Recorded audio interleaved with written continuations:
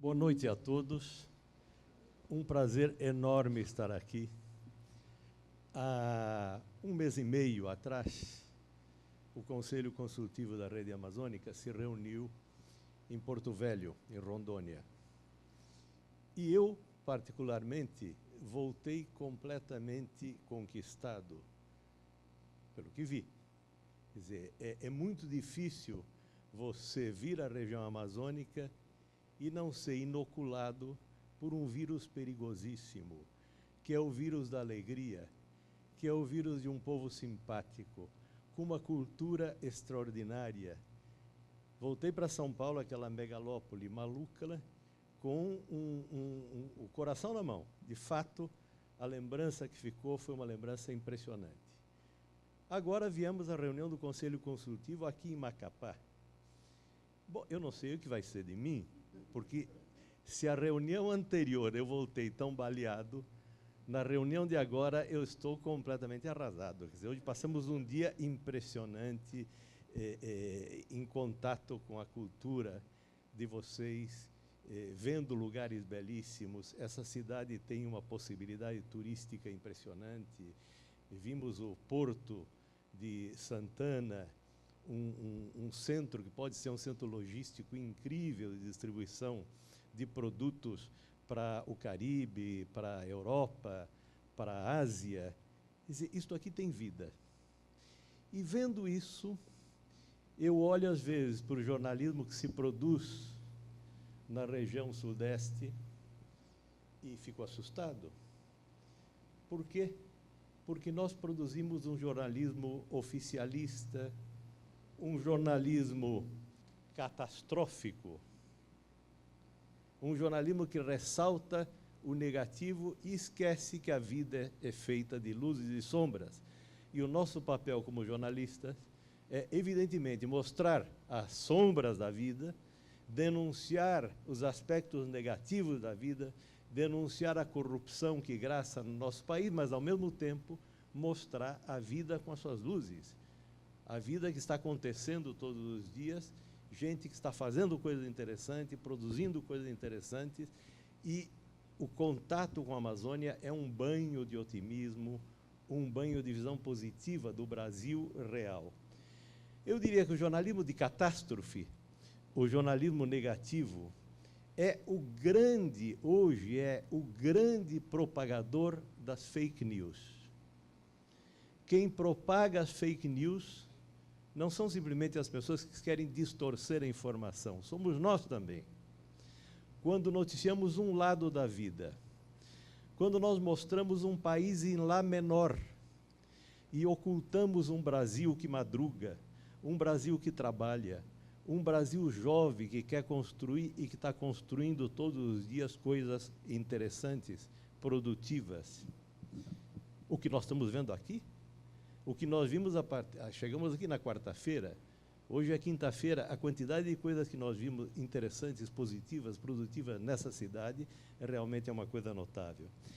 É preciso recuperar com urgência o equilíbrio entre a informação de denúncia, que é necessária, que é importante, denunciar o mal é um dever ético, denunciar a corrupção e os desmandos é um dever ético, mas nós temos também que investir seriamente no jornalismo construtivo, nas pautas construtivas. O futuro está reclamando pautas construtivas, pautas positivas, pautas que abram um cenário construtivo diante de cada um de nós. Uma cobertura de qualidade é fundamentalmente um problema de foco.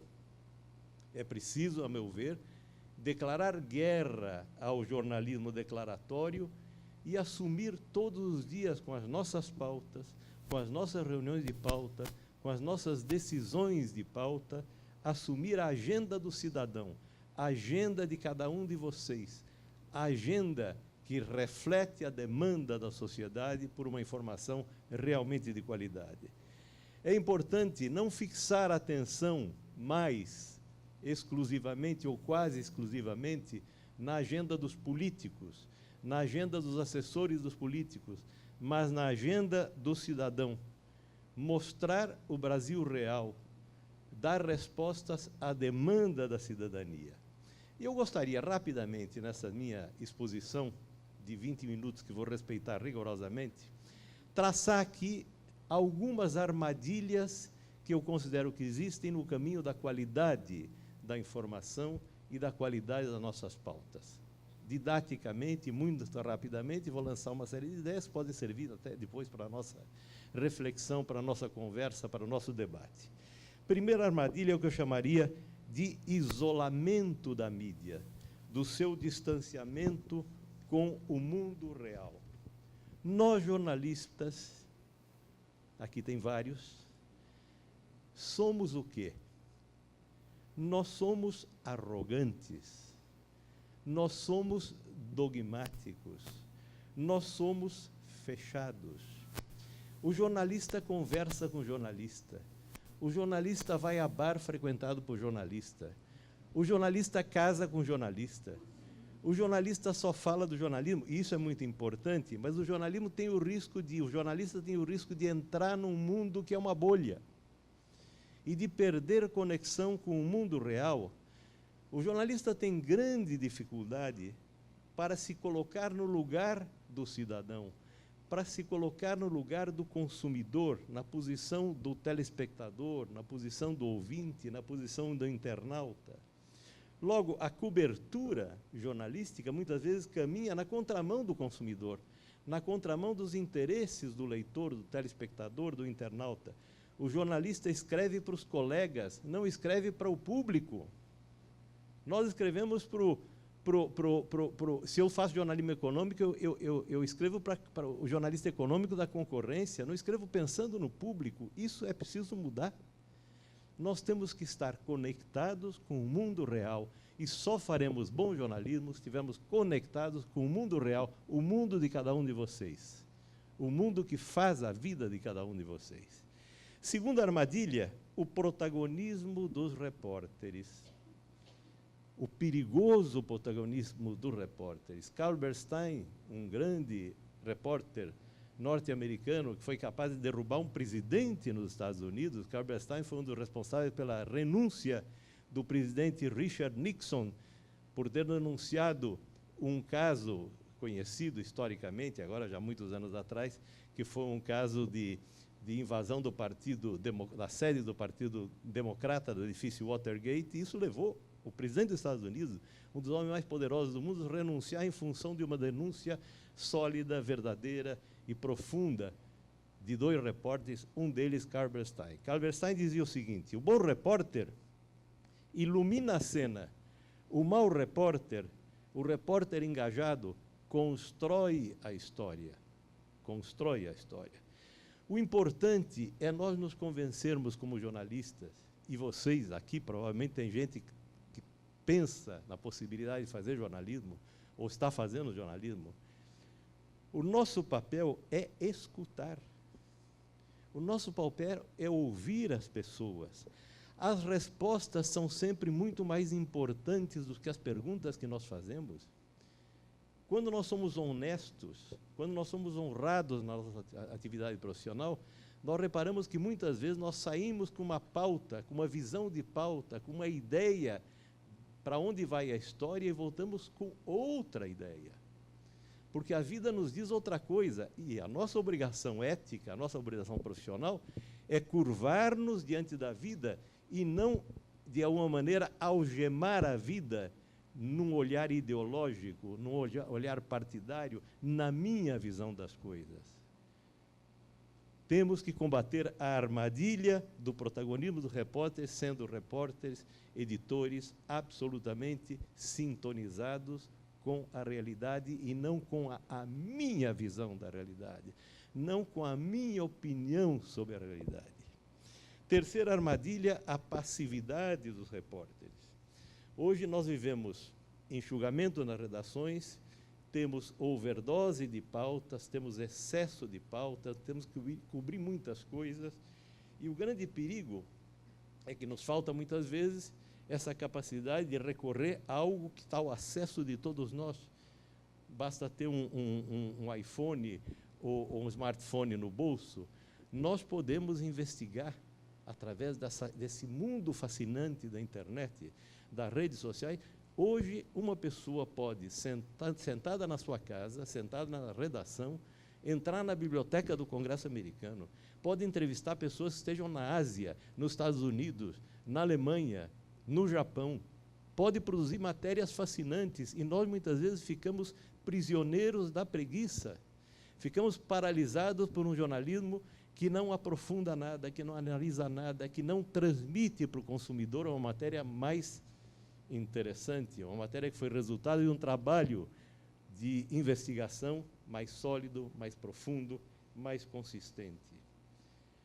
Outra armadilha que eu ressaltaria aqui nesses breves comentários é o que eu chamaria o perigo do jornalismo de registro. A cobertura, concretamente, a cobertura de política no Brasil está dominada pela síndrome declaratória. Sobra Brasília e falta Brasil real. Sobra Brasília, e falemos aqui da nossa região, e falta Amazônia. Bom, eu não tinha ideia, descobri agora, sinceramente não tinha ideia, que havia na cidade de Macapá um porto com o potencial do porto que nós conhecemos hoje. Como é possível que eu, que trabalho nesse ramo, não soubesse disso? Porque nós não informamos, porque nós estamos preocupados com as fofocas de Brasília, com os desmandos dos políticos de Brasília, com a briga de partidos que não tem outro objeto a não ser a busca do poder pelo poder, e nós não mostramos para o nosso leitor, para o nosso telespectador, para o internauta, o Brasil real.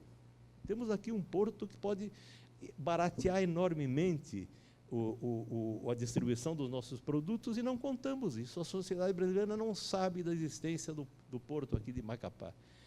É preciso romper essas amarras, é preciso romper o jornalismo de registro e realmente fazer uma guinada de 180 graus na cobertura de política. O que interessa não é mais apenas o que diz os políticos, o que interessa é perguntar aos políticos aquilo que a cidadania quer ouvir deles. Não interessa registrar o que o político quer falar, mas interessa questionar o político, abrir espaço na nossa agenda jornalística para que a sociedade, para cada um de vocês poderem realmente fazer as demandas, as perguntas aos políticos e aos candidatos aos governos, ao Congresso Nacional, à Câmara de Deputados, ao Senado, etc. Outra armadilha, o jornalismo de dossiê. A imprensa, voltamos ao jornalismo de política, sobretudo no ano eleitoral, como nós estamos vivendo, ela é uma presa muito frágil, muito fácil para os políticos, e se disseminam nas redações com muita facilidade dossiês que não se sustentam em pé, porque, na realidade, o dossiê é uma arma, ou pode ser, muitas vezes, uma arma de um político para destruir outro político. E se nós não fazemos um trabalho realmente jornalístico, investigativo, sério, nós estamos sendo simplesmente transmissores de interesses que não são os nossos. O que é que nós devemos fazer diante do risco dessa multiplicação constante de dossiês? É simplesmente retornar aos princípios elementares do jornalismo de qualidade. É fazer 4 perguntas básicas. Você checou? Checou? Você tem provas do que está saindo? A quem interessa essa informação? Se nós fizermos essas 3 perguntinhas, checar, eu chequei, a quem interessa essa informação, eu derrubo muitos dossiês, porque eu vou verificar que, na verdade, ali não havia notícia, não havia informação. O que havia era uma tentativa de usar o jornal, de usar a televisão, de usar o veículo de comunicação como um instrumento, uma ferramenta para atingir o adversário. Lutar contra essa armadilha é muito importante. Outra armadilha é o pré-julgamento. Um grande intelectual inglês, um grande historiador inglês, um grande intelectual, Paul Johnson, dizia que a imprensa pode ser uma arma carregada quando dirigida com intenção hostil contra alguém. E dizia o Paul Johnson, antes de publicar uma matéria que envolva a honra de uma pessoa, eu devo pôr a mão na minha consciência e ver se efetivamente o que eu estou dizendo é verdade, porque senão é assassinato moral. Nós podemos assassinar reputações, nós podemos destruir empresas, nós podemos destruir patrimônios, se formos superficiais, se formos pouco sérios na análise, na investigação das informações que nós temos diante de nós. É preciso combater o pré-julgamento. É preciso ter consciência de que um dossiê não é um ponto de chegada, um dossiê é um ponto de partida. Se eu recebo uma informação em forma de dossiê, isso não é matéria para ser publicada, isso é matéria para ser investigada. Talvez esse dossiê tenha realmente informações muito relevantes, e aí o meu papel é publicar mesmo, assumindo todos os riscos, mas é preciso antes fazer um trabalho de apuração sério, ético, bem feito. Outra armadilha, a editorialização de noticiário. Eu não compro, o leitor, o telespectador, o internauta, não compra pacote opinativo. O leitor, o internauta, o telespectador, ele quer informação de qualidade. E o meu papel não é opinar. Opinar nas páginas de opinião, opinar nos editoriais, mas eu tenho que passar para o leitor, para o consumidor, uma informação a menos engajada possível e a mais analítica, a mais extensa e a mais completa que seja possível. Muito bem, dito isso, eu vou mencionar rapidamente algumas receitas simples para a qualidade das nossas pautas. Eu falava que nós somos arrogantes, que nós somos dogmáticos. Qual é o contrário da arrogância? Qual é um exercício fundamental para nós jornalistas e um exercício muito difícil, não apenas para os jornalistas, muito difícil para qualquer profissional? O exercício da virtude da humildade e o exercício da virtude da coragem moral. Humildade, virtude difícil. Quando nós pensamos na humildade, se eu perguntar a vocês o que é humildade, provavelmente alguém me dirá, bom, humildade, uma pessoa humilde é uma pessoa encolhida, é uma pessoa resignada, é uma pessoa que diante da pressão de alguém se encolhe, não reage. Confunde-se humildade com fraqueza. Às vezes se confunde humildade até com status econômico social. Uma pessoa humilde é uma pessoa simples, uma pessoa que tem poucos recursos econômicos, poucos recursos financeiros.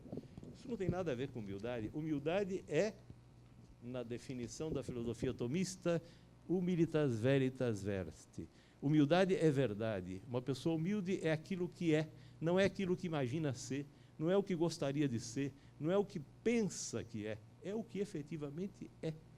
Isso é muito importante na vida profissional, porque só um profissional, sobretudo quem trabalha com poder de fogo, como os jornalistas, que tem uma arma na mão tão poderosa, para que essa arma seja bem utilizada, ele tem que ter consciência clara das suas próprias limitações, dos nossos próprios equívocos, das nossas próprias fragilidades. Essa maneira de nós olharmos os fatos com mais cuidado, com mais esmero, com mais delicadeza.